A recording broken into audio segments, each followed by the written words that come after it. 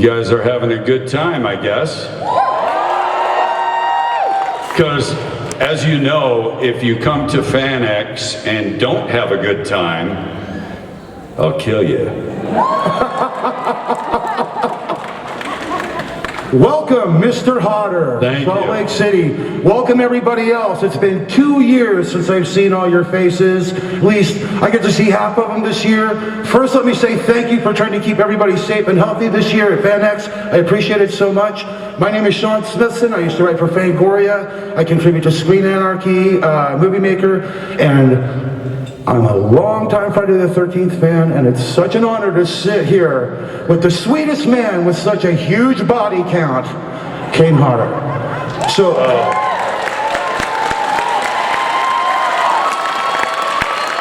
I'm not entirely sure I've ever been called sweet, so thank you. I've seen you interact with your fans and been around you at film festivals. You're a sweetheart. Don't try to say that. You're not. So, Kane, can we...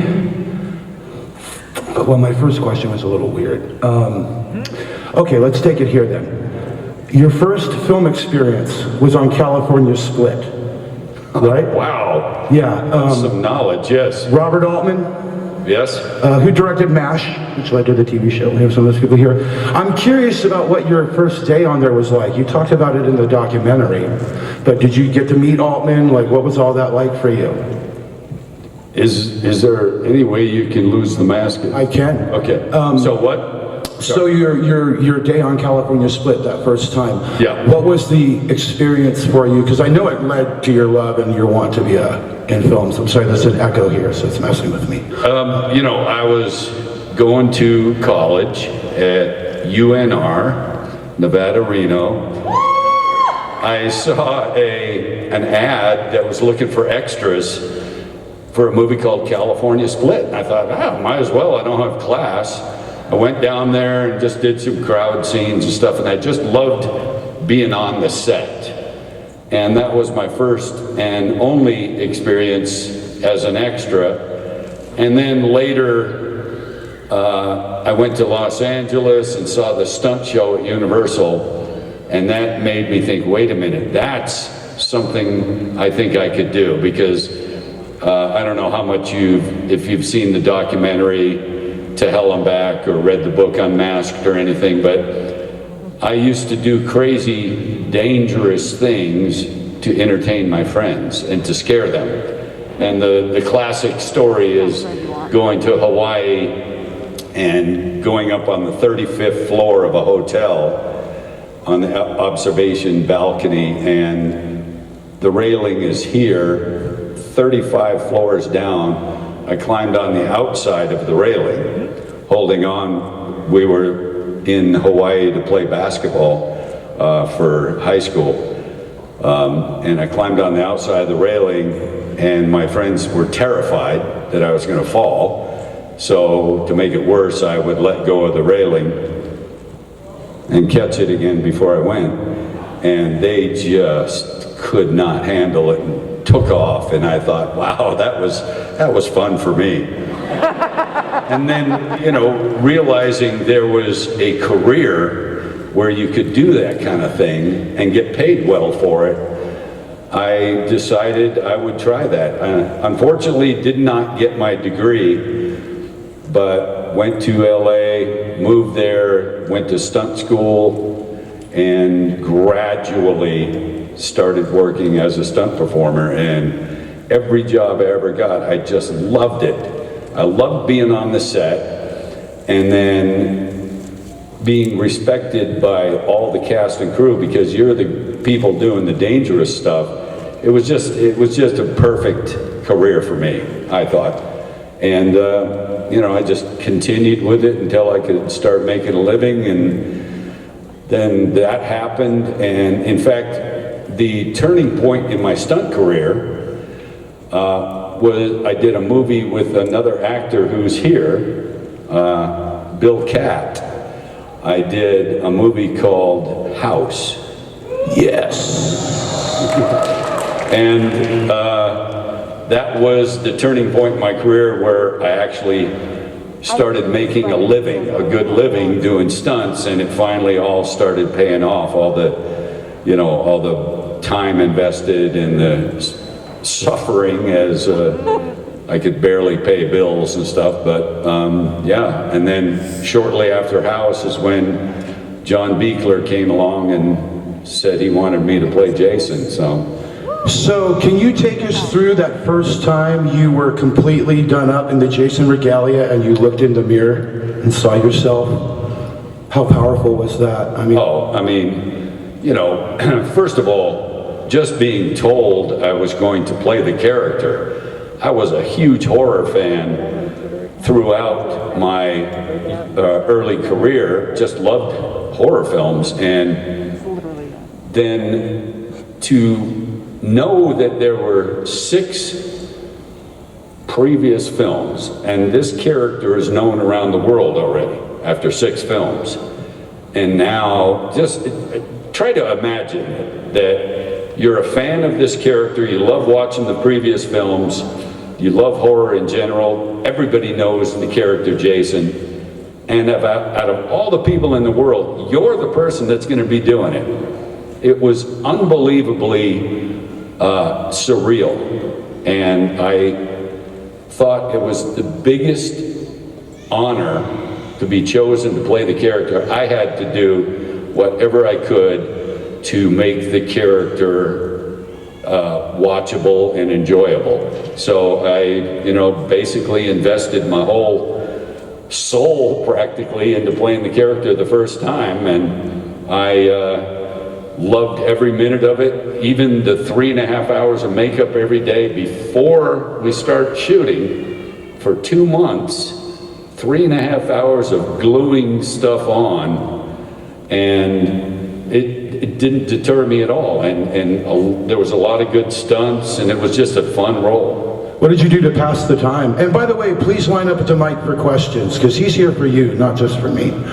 So what did you do to pass the time? You know, I listened to music, and I entertained myself by doing things to scare the makeup effects people that were applying the pieces to me. You know, like they would think I'm asleep, and I would say, "Ow!"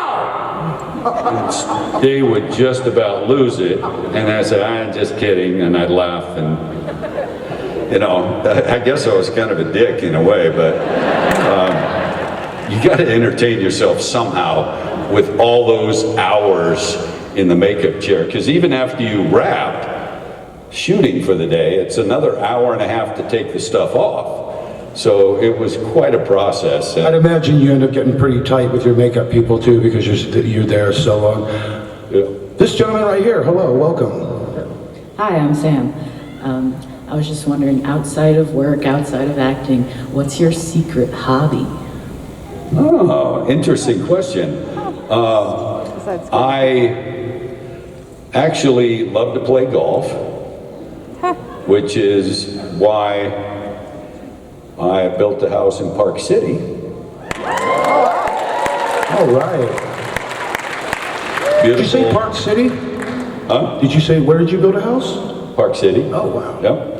Welcome. But the more secret hobby, not secret, but lesser known, that I really enjoy is poker. I always, every year I play in the World Series of Poker for the past 4 years, and it's you know, gambling is fun anyway if you are into it, but what I like about poker is you can win still even if you don't have good luck, because you read your opponent, and that's what I love about it, the psychology of the game. You can, if you're good enough, and I don't pretend to be on that level yet, but these guys and women that are professionals can tell what your cards are just by looking at your eyes, and it's just by how you react when you look at them. So it's such a more complicated game than just luck, and I'm a big fan of it. Thanks for your question, this gentleman. Hey, I love the movies, but I just gotta know, what are your personal top 3 favorite horror movies?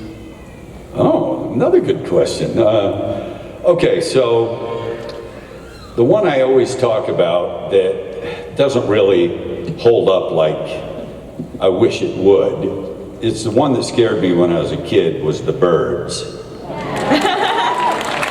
So that's always there. That's probably number 2, and the only one that beats that for me, and it was because it was such untouched subject matter at the time. And what movie can you think of? I believe it came out in 1974, I think, and it is still a good movie to watch, even now. Yep. Bingo, The Exorcist. I saw that when I was 5 years old, the year it came out, because I was a horror kid, raised by Baltimore film students who were teaching me about Ray Harryhausen. I was reading Famous Monsters. We lived in Baltimore, which was already rough. And my mom's like, oh, new horror movie, wa-dee-da-dee-da. And yeah, I was really twisted from it until I was about 16. That explains a lot, doesn't it? It's terrifying. And it led me here today. I'm going to interject real quick. One of my favorite trivia questions to ask horror fans is how many people have played Freddy Krueger? And they all answer Robert Englund and Jackie Earle Haley. Wrong! You've worn the glove, my friend. I did. In Jason Goes to Hell, the scene where Freddy's hand comes out of the ground and grabs the hockey mask was my hand. As soon as I saw that in the script, I told everyone involved that I'm going to be wearing that glove. I don't care who else wants to. Is it because you were a fan and wanted to be able to be like, yeah, that's me? Yeah. And what was amazing is, you can't tell because it cuts away, but the glove was built by the same special effects guy that built Robert's gloves. So it was that accurate. The mask obviously was accurate, and the piece of Freddy sweater, I kept all of it. I kept the sweater and the glove. I love it. I love it. And the broken mask, because when I reached up and grabbed the mask and started pulling it, they wanted me to pull it all the way into the ground, which I did, but it kind of cuts away before that. But as I grabbed the mask, I could feel the mask breaking into pieces and the blades of the glove breaking off. So by the time I pulled it, because I was on a kind of a section of set like this where they had a hole, I was underneath the platform, they put dirt, and I just reached up and I pulled it all in. And when I pulled everything through, everything was broken. I had it repaired, but still it was, I didn't expect everything to just fall apart. So Freddy's glove sucks. But you got the shot. Not a good weapon. Your question. Hi, I'm Victoria. Originally, I'm a huge paranormal fan. So I was watching Ghost Adventures a couple years ago, and you did an episode with them. How did it go? I mean, I like those guys anyway because we had become acquaintances before I did the show, and as you know, I have my own paranormal group called Hollywood Ghost Hunters, and everyone in the group is interested in the paranormal, but also happens to do horror films. So I thought it was kind of an interesting group of paranormal investigators, of people that are normally doing horror films. Danielle's in the group, and my buddy Rick McCullum and I founded the group. So it's all kinds of people that do horror films.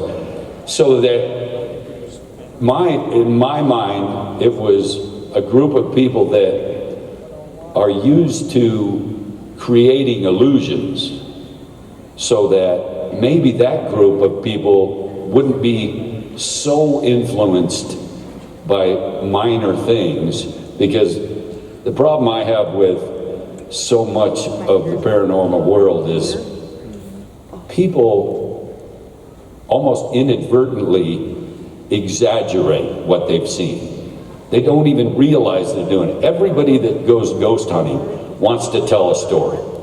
So the smallest thing will happen, and they make it into more, not purposely, but they want it to be more, so it becomes more. So our group is very careful about that kind of thing, exaggerating things. And I will tell you that I personally haven't had any really amazing occurrences while investigating the paranormal world, because I've been all over to all of the well-known places, the Waverleys, the Sloss Furnace, you know, until in the last year, I did an investigation of a place called Balsam. I think you can find the somewhere online. And you probably heard me talk about it before, but whenever I go on an investigation, I always like to find out where the most active or where people feel the least comfortable. I always like to go to that place, and I like to go by myself, because if you're Because you're Kane Hodder.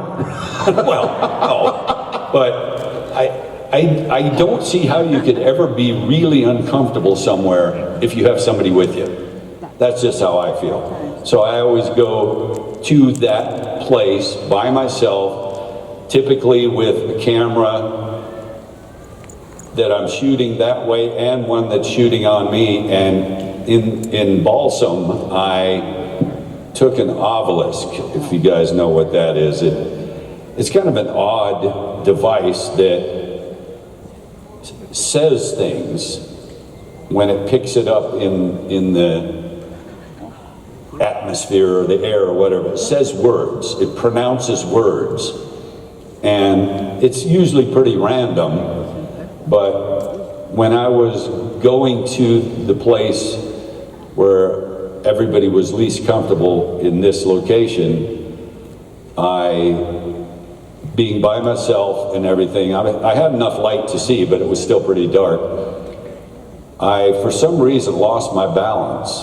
I just felt like, what was that? And right then, and you know, for me, this is pretty compelling, but right then the obelisk said pushed, right after I lost my balance. So, I mean, you know, again, it could be absolutely nothing, but it's pretty much of a coincidence if it is not something paranormal. So at least I had something happen.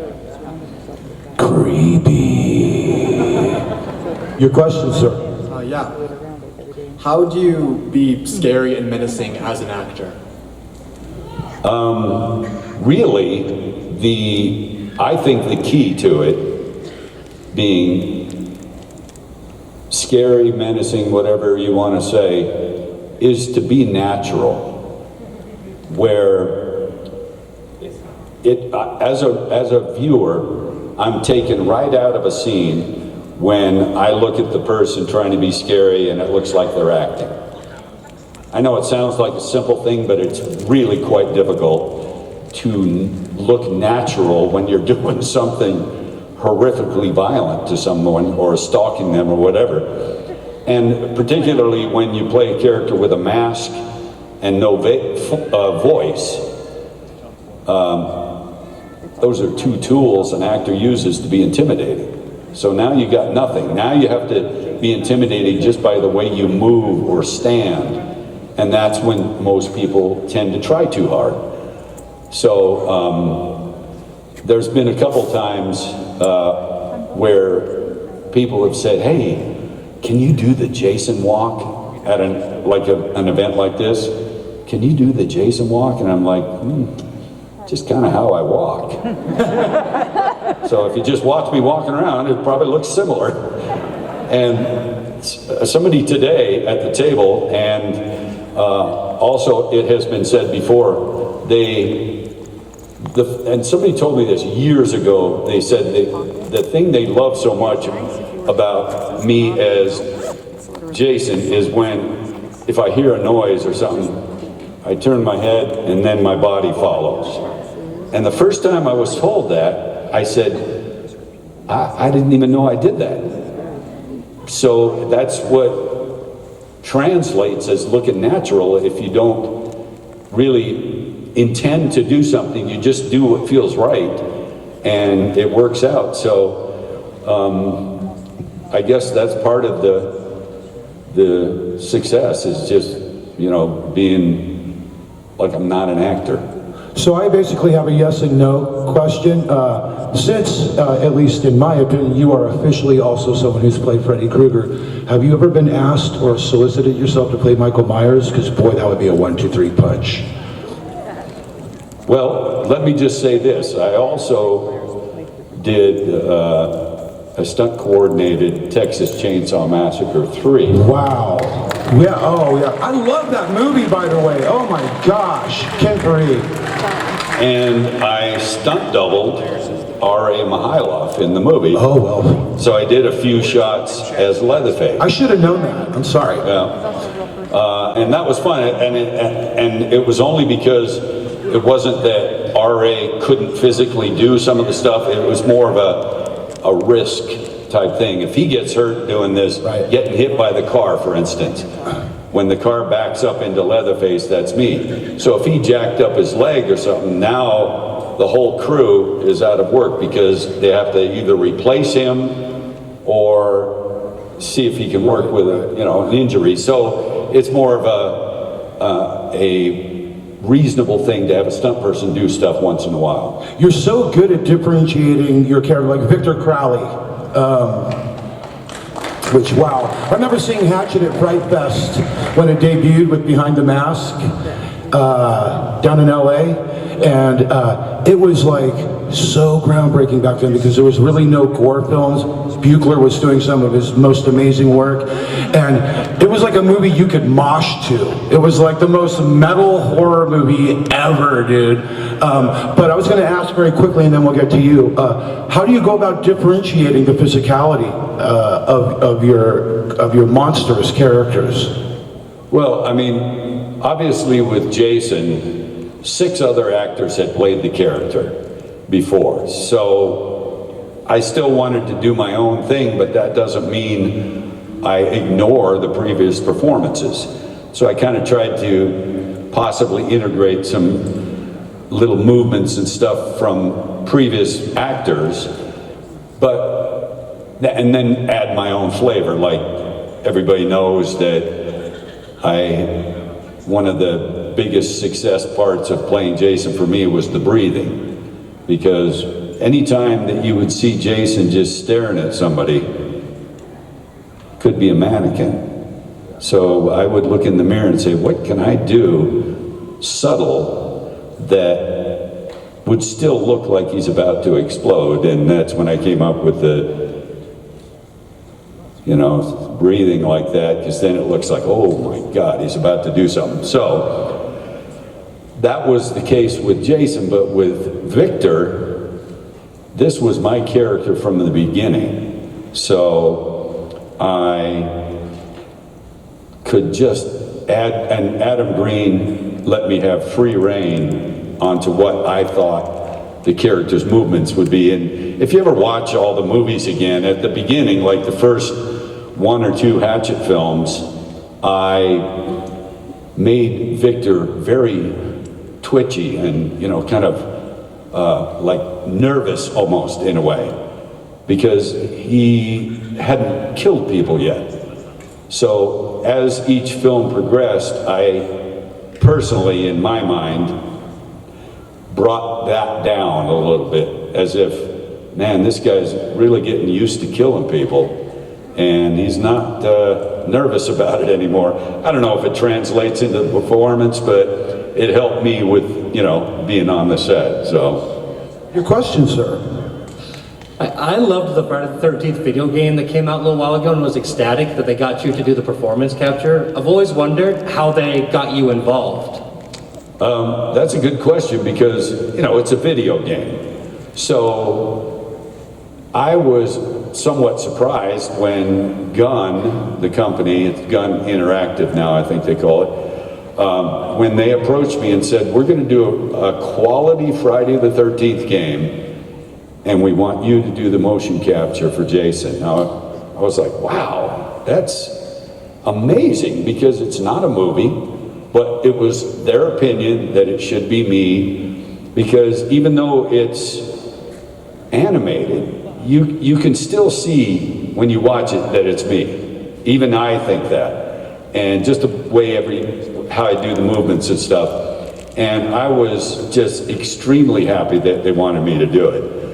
Tom Savini was involved, and Harry Manfredini, who did the music on the films, did the music cues. So it was kind of like old home week, and it took 2 years of off and on motion capture to get everything for the game. And unfortunately now, because of the litigation, there's a lot of content that'll probably never make the game.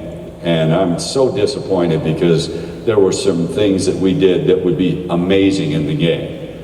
Now, also an addendum to that is that Gunn approached me at the end of last year and said, we're doing another video game of another horror franchise that everyone knows.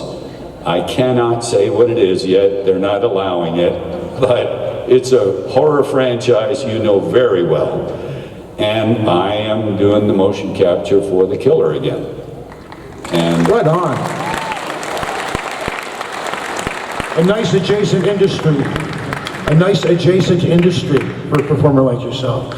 Your question? Hi, I was wondering how it was working with Twisted and Sid Haig in the music videos for Sick Man and A Place in the Woods. Rest in peace, Sid Haig, by the way. yeah, we do miss Sid, but I don't know how much you know about my friendship with Twisted, but we're quite good friends, and actually all the way back to ICP days.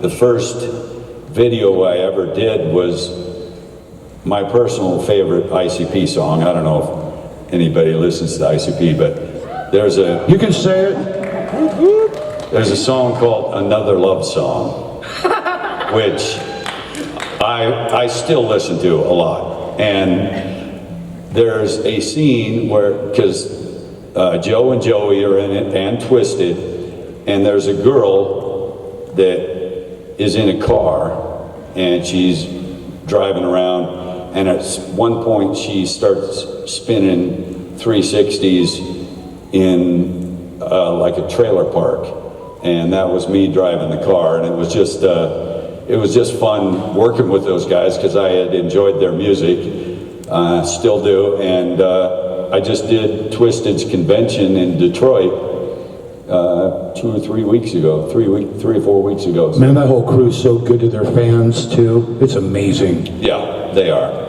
but yeah, they're good buddies.